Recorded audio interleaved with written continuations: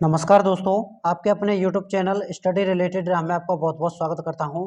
दोस्तों, आपको पता है एसएससी एमटीएस 11 मई की फर्स्ट शिफ्ट का पेपर समाप्त हो गया है और हम आपके लिए 100% जीके जीएस और साइंस के रियल क्वेश्चन 25 क्वेश्चन पूरे लेकर आए हैं। तो अभी तक आप हमारे चैनल पर नए हो तो प्लीज़ चैनल को सब्सक्राइब कर लें। बगल में जो बेल आइकन है, घंटे का निशान है, उसको भी दबा लें ताकि एसएससी एमटीएस की पल पल की अपडेट आपको सबसे पहले मिलती रहे। और फ्रेंड्स, आपको बता दें, अगर इस वीडियो का पीडीएफ चाहिए तो पीडीएफ हमारे टेलीग्राम और व्हाट्सएप ग्रुप दोनों पर मिल जाएगा। दोनों की लिंक वीडियो के डिस्क्रिप्शन में लगी हुई है, वहां से आप ज्वाइन कर सकते हैं। और आपको बता दें, 2 मई से 11 मई तक की सभी शिफ्टों को अगर आपको पीडीएफ चाहिए तो हमें व्हाट्सएप पर पर्सनल मैसेज कर वो भी आप डाउनलोड कर सकते हैं। उसका प्राइस हमने कम से कम रखा है, तो जल्दी से जल्दी इसे परचेज कर सकते हैं। तो चलिए चलते हैं आज की 11 मई की फर्स्ट शिफ्ट में किस तरह के क्वेश्चन पूछे गए हैं। इसमें हमारा पहला क्वेश्चन पूछा गया है कि लता मंगेशकर ने अपना पहला गाना किस भाषा में गाया था। तो ये आपकी भाषा थी मराठी।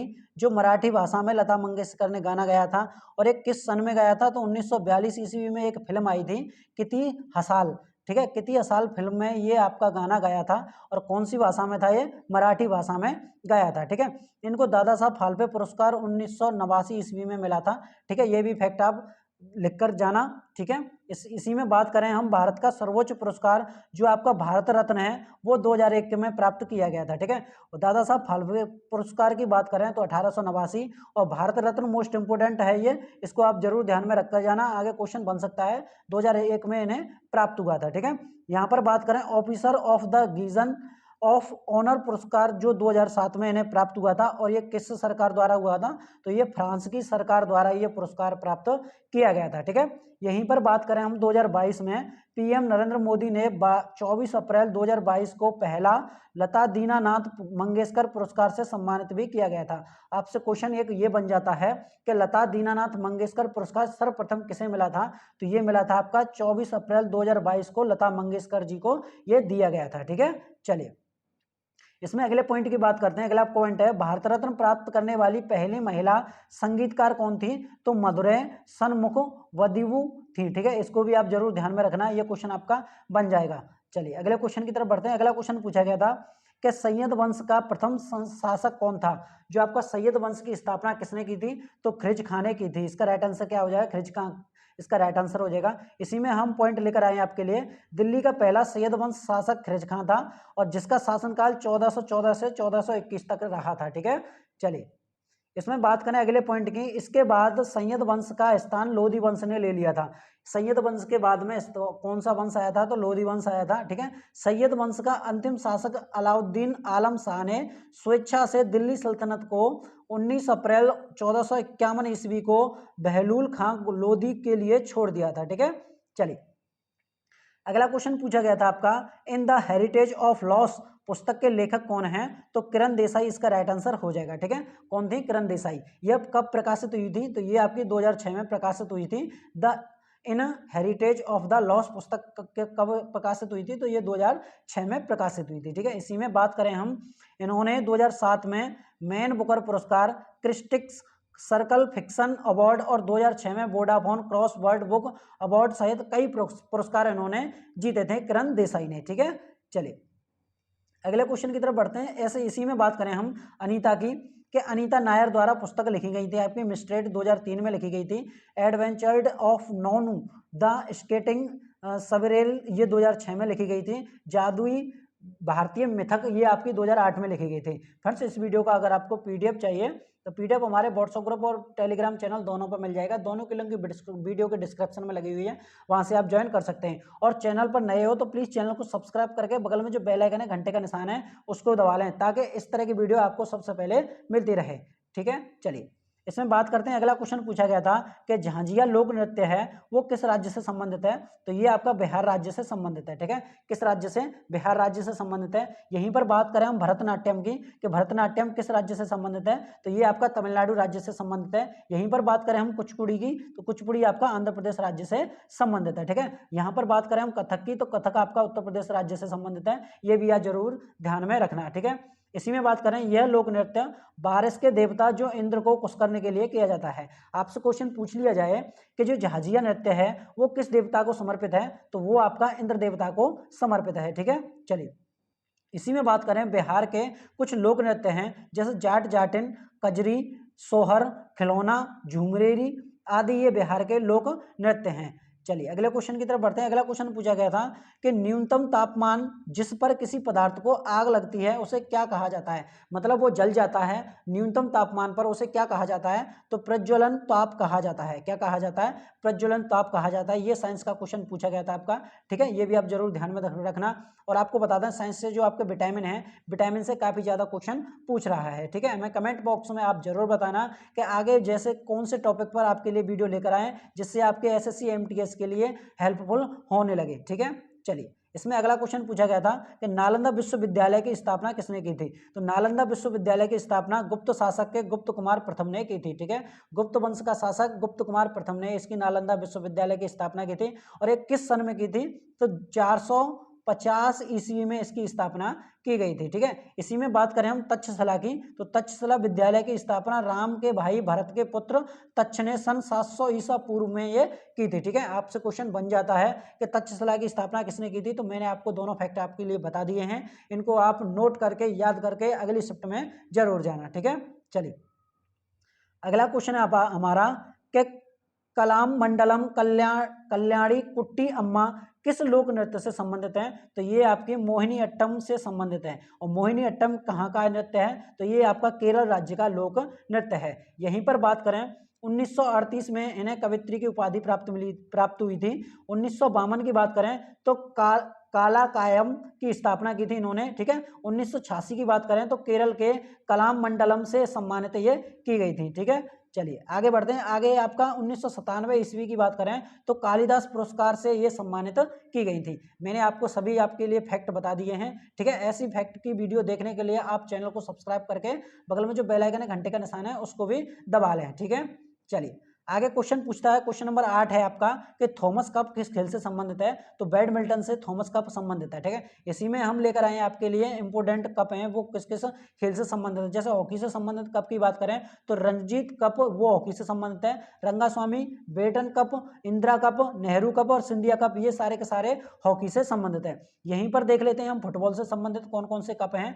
आपको पता है कि कप से हर शिफ्ट में 1 या 2 क्वेश्चन पूछ रहा है। रोवर्स कप आपका, Santosh Trophy, Durand Cup, Ashutosh Cup, ये सारे के सारे फुटबॉल से संबंधित हैं। रोवर्स कप, संतोष ट्रॉफी और डूरंड कप आपके मोस्ट इंपोर्टेंट हो जाते हैं आने वाली शिफ्टों के लिए, ठीक है। चलिए आगे बढ़ते हैं। आगे आपके टेनिस से संबंधित कौन कौन से कप हैं, तो टेनिस से जैसे रामानुज कप आपका, जयलक्ष्मी कप आपके टेनिस से संबंधित हैं। चलिए अगले क्वेश्चन की तरफ बढ़ते हैं। अगला क्वेश्चन पूछा गया था तो याओ सांग फेस्टिवल मणिपुर में कितने दिन मनाया जाता है, तो ये आपका 5 दिन मनाया जाता है, ठीक है। यह त्योहार मणिपुर के कैलेंडर के लामदा महीने के पूर्णिमा की रात्रि से शुरू होता है।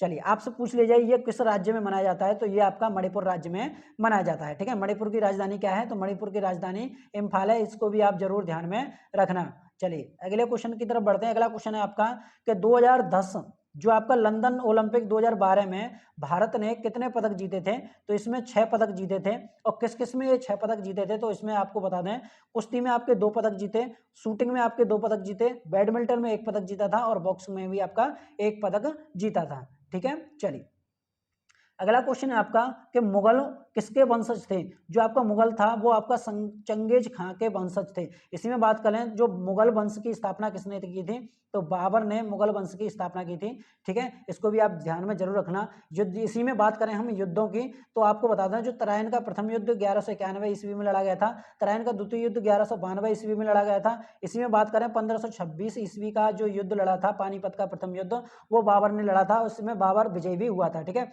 इसी में बात करें 1529 का, ये भी बाबर ने लड़ा था, घाघरा का युद्ध, इसमें भी बाबर आपका विजयी हुआ था, ठीक है। इसी में बात करते हैं आपका एक युद्ध और आ जाता है इसमें, 1757 का युद्ध है जो प्लासी का युद्ध लड़ा गया था, ठीक है। चलिए इसी में बात करें 1999 ईस्वी में आपका एक कारगिल का युद्ध लड़ा गया था, इसको भी आप जरूर ध्यान में रखना। चलिए अगले क्वेश्चन की तरफ बढ़ते हैं। अगला क्वेश्चन पूछा गया आपका भारत के संविधान के अनुच्छेद 50 किससे संबंधित है, तो ये आपका कार्यपालिका से न्यायपालिका को अलग करना, ये आपका अनुच्छेद 50 में किया गया है। इसी में अनुच्छेदों की बात करें तो मोस्ट इंपोर्टेंट अनुच्छेद आपका अनुच्छेद 21 का किससे संबंधित है, तो ये आपका 6 से 14 वर्ष के सभी बच्चों को निःशुल्क शिक्षा प्राप्त करना आपका अनुच्छेद का 21 का ये इससे संबंधित है। इसी में बात करें हम आपको पता है को राष्ट्रपति है, राष्ट्रपति से काफी ज्यादा क्वेश्चन देखने को मिल रहे हैं और वो भी किससे, आपके उस अनुच्छेद से, ठीक है। तो इसमें राष्ट्रपति के अनुच्छेद को भी हम इसमें देख लें। इसमें बात करें पहले अनुच्छेद की, जैसे आपको बता दें अनुच्छेद 60 है आपका, ये अनुच्छेद 60 आपका राष्ट्रपति का जो शपथ है उससे संबंधित है। किससे, राष्ट्रपति के शपथ से ये अनुच्छेद 60 संबंधित है।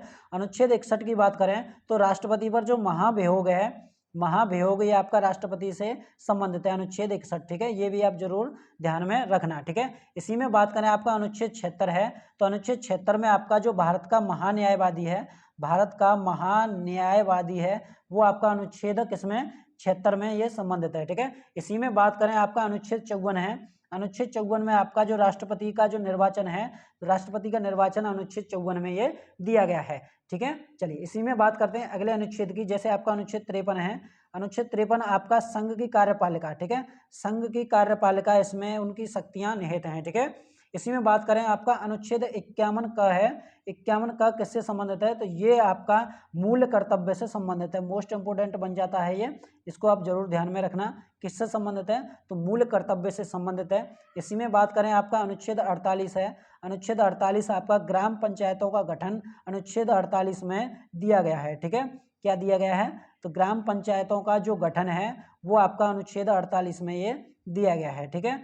चलिए इसी में बात करें हम, आपका जो आगे बढ़ जाता है आपका अनुच्छेद 280 है, अनुच्छेद 280 आपका वित्तीय आयोग इसमें दिया गया है, ठीक है। कौन सा, वित्तीय आयोग, इसमें अनुच्छेद 280 में ये दिया गया है, ठीक है। इसको भी आप जरूर ध्यान में रखना। इसी में बात करें आपका अनुच्छेद 18 है, अनुच्छेद 18 आपका उपाधियों का अंत इसमें अनुच्छेद 18 में दिया गया है, ठीक है। किसमें, अनुच्छेद 18 में उपाधियों का अंत इसमें दिया गया है। अनुच्छेद 17 की बात करें तो अस्पष्टता का जो अंत है वो किसमें दिया गया है, तो वो आपका अनुच्छेद 17 में ये दिया गया है, ठीक है। मैं आपको जो बता रहा हूँ वो मोस्ट इंपोर्टेंट बता रहा हूँ आपके लिए, ठीक है। इसी में बात करें अनुच्छेद 15, तो अनुच्छेद 15 में आपका धर्म जाति और आपका जो लिंग पर भेद है प्रतिशोध, इससे 15 संबंधित है, ठीक है। इसी में बात करें आपका अनुच्छेद 12 है, अनुच्छेद 12 में आपका राज्य की परिभाषा, ठीक है, राज्य की क्या है, इसमें राज्य की परिभाषा इसमें दी गई है, ठीक है, किसमें, अनुच्छेद 12 में, ठीक है।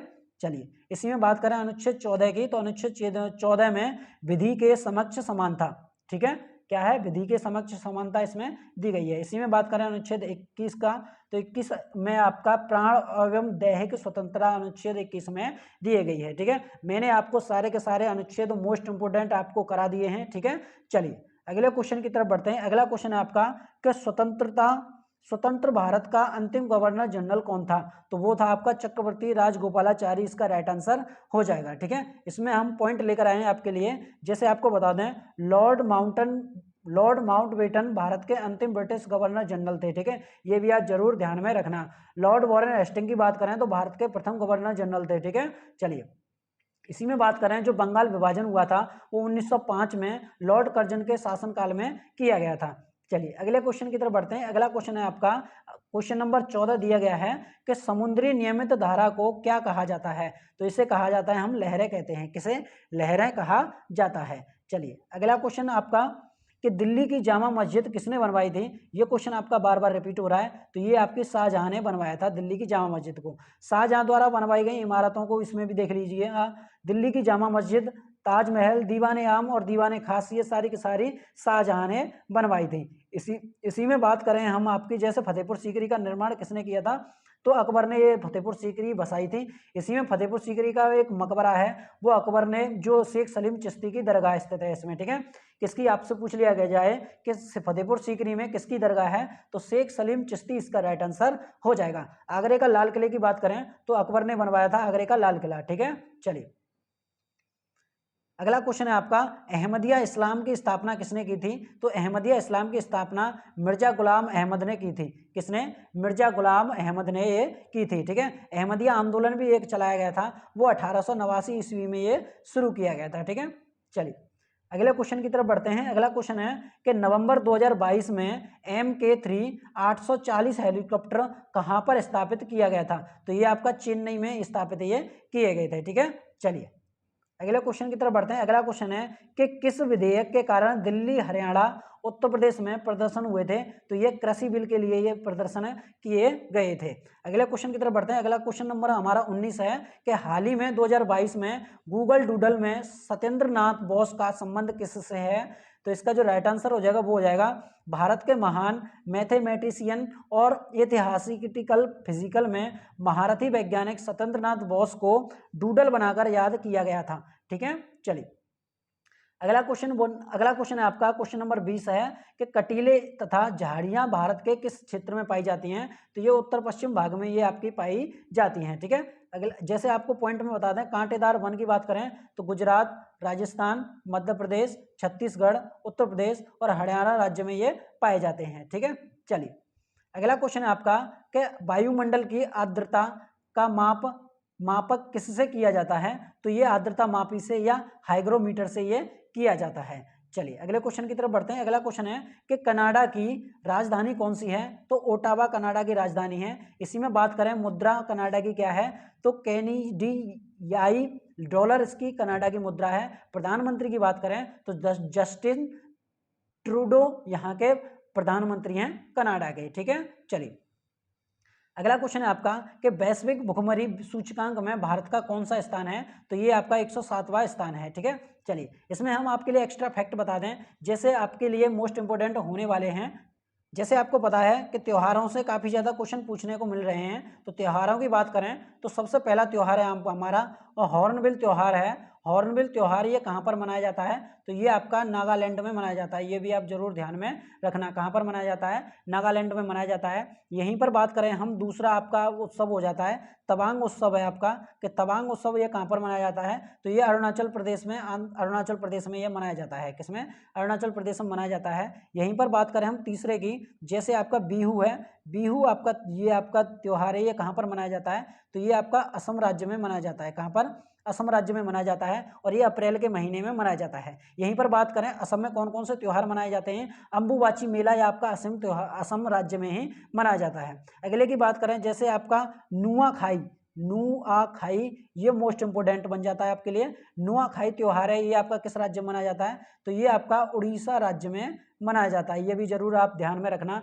इसमें बात करें केरल की, तो केरल में आपका ओणम मनाया जाता है। ठीक है, ये मोस्ट इंपोर्टेंट है, मैं आपके लिए बता रहा हूँ। ठीक है, ये इसी में बात करें आपका पोंगल है, पोंगल किस राज्य में मनाया जाता है? तो ये आपका तमिलनाडु राज्य में ये मनाया जाता है। ये भी आप जरूर ध्यान में रखना। ठीक है, इसी में बात करें हम, जो आपका क्वेश्चन आपके बार बार अगले वाली शिफ्ट के लिए मोस्ट इंपोर्टेंट होने वाले हैं उसको बता रहे हैं, CSIR की स्थापना। ठीक है, CSIR की स्थापना की बात करें हम, जैसे आपको बता दें जो CSIR की पहली महानिदेशक कौन बनी है? तो वो है आपकी नल्ला थम्बी कलाई, इसमें हम आपको बता देते हैं कलाई सेल्वी। ठीक है, ये आपकी CSIR की पहली महिला महानिदेशक बनी है। ठीक है, इसी में बात करें हम DRDO की। ठीक है, DRDO के अध्यक्ष कौन है? तो समीर वी कामत। ठीक है, कौन है? समीर वी कामत आपके DRDO के अध्यक्ष हैं वर्तमान में। ठीक है, दिल्ली के नए कमिश्नर की बात करें तो आपको बता दें संजय अरोड़ा दिल्ली के नए कमिश्नर बने हैं। ठीक है, मैं आपको जो एक्स्ट्रा फैक्ट लेकर आया हूं उनको आप अगले वाली शिफ्ट में देख कर जाना। इसी में बात करते हैं आपका खर्ची पूजा है। खर्ची पूजा आपकी किस राज्य में मनाई जाती है? तो ये आपकी त्रिपुरा राज्य में मनाई जाती है। कहाँ पर? त्रिपुरा राज्य में ये आपकी खर्ची पूजा मनाई जाती है। इसमें बात करें हम संगाई उत्सव ये आपका मोस्ट इंपोर्टेंट बन जाता है। संगाई उत्सव आपका मणिपुर राज्य में मनाया जाता है। ठीक है, कहाँ पर? मणिपुर राज्य में मनाया जाता है। और यहीं पर बात करें आपका लावड़ी। ठीक है, लावड़ी मोस्ट इंपोर्टेंट है। लावड़ी आपका ये महाराष्ट्र राज्य में मनाया जाता है। ये भी आप जरूर ध्यान में रखना। ठीक है, कहाँ पर? महाराष्ट्र राज्य में ये मनाया जाता है। बसंत उत्सव की बात करें हम तो बसंत उत्सव आपका पश्चिम बंगाल में मनाया जाता है। ये भी आप जरूर ध्यान में रखना। ठीक है, चलिए इसी में बात करते हैं हम। और आपको पता है कि पुस्तकों से भी काफ़ी ज़्यादा क्वेश्चन देखने को मिल रहे हैं। तो इसमें आपकी पहली पुस्तक जैसे आपकी डिस्कवरी ऑफ इंडिया की बात करें तो इसके पुस्तक के लेखक कौन है? तो पंडित जवाहरलाल नेहरू इसका राइट आंसर हो जाएगा। इसी में बात करें हम कामायनी की, कामायनी पुस्तक है वो इसके लेखक कौन है? तो कामायनी पुस्तक के लेखक हैं जयशंकर प्रसाद, इसका राइट आंसर हो जाएगा। ठीक है, इसी में बात करते हैं हम अगली पुस्तक के बारे में, यहाँ पर बता देते हैं आपके लिए। जैसे आपकी पुस्तक बन जाती है द मर्चेंट ऑफ वेनिस। ठीक है, द मर्चेंट ऑफ वेनिस आपकी पुस्तक है। ये किसकी पुस्तक है, तो ये किसने लिखी है, तो ये आपकी पुस्तक लिखी है आपकी विलियम शेक्सपियर ने। किसने? विलियम शेक्सपियर ने। विलियम शेक्सपियर ने ये आपकी पुस्तक लिखी है। ठीक है, ये भी आप जरूर ध्यान में रखकर जाना, आने वाली शिफ्ट में ये क्वेश्चन बनने वाले हैं। India freedom wins, India wins freedom, ये इस पुस्तक का जो लेखक हैं वो है आपका अबुल कलाम आज़ाद। ठीक है, कौन है? Abul Kalam Azad India wins freedom के पुस्तक के लेखक हैं। ठीक है, चलिए आगे वाली पुस्तक है आपकी, जैसे आगे पुस्तक बन जाती है आपकी गोदान। गोदान पुस्तक के लेखक हैं आपके मुंशी प्रेमचंद। कौन है? Munshi Premchand. Prison diary, prison diary के जो पुस्तक के लेखक हैं वो है आपके जयप्रकाश नारायण। ठीक है, कौन है? जयप्रकाश नारायण इसका राइट आंसर हो जाएगा। इसी में बात करें, जैसे आपका आगा खां कप है, कपों से भी काफी ज्यादा क्वेश्चन देखने को मिल रहे हैं। आगा का कप आपका किस खेल से संबंधित है, तो ये आपका हॉकी खेल से संबंधित है। जितने भी मैंने आपको एक्स्ट्रा फैक्ट बताए हैं उन फैक्टों को आप जरूर ध्यान में रखकर जाना। और वीडियो आपको कैसी लगी कमेंट बॉक्स में हमें जरूर बताना। अगर इस वीडियो का पीडीएफ चाहिए तो पीडीएफ हमारे टेलीग्राम और व्हाट्सएप ग्रुप दोनों पर मिल जाएगा। दोनों की लिंक वीडियो के डिस्क्रिप्शन में लगी हुई है, वहां से आप ज्वाइन करके इस पीडीएफ को डाउनलोड कर सकते हैं। ठीक है, अगर आपको 2 मई से 11 मई के सभी शिफ्टों का पीडीएफ चाहिए तो हमारा व्हाट्सएप पर हमें मैसेज कर कम से कम प्राइस में आपके लिए ये पीडीएफ प्रोवाइड करा दी जाएगी। ठीक है, तो मिलते हैं नेक्स्ट वीडियो में, तब तक के लिए जय हिंद, जय भारत।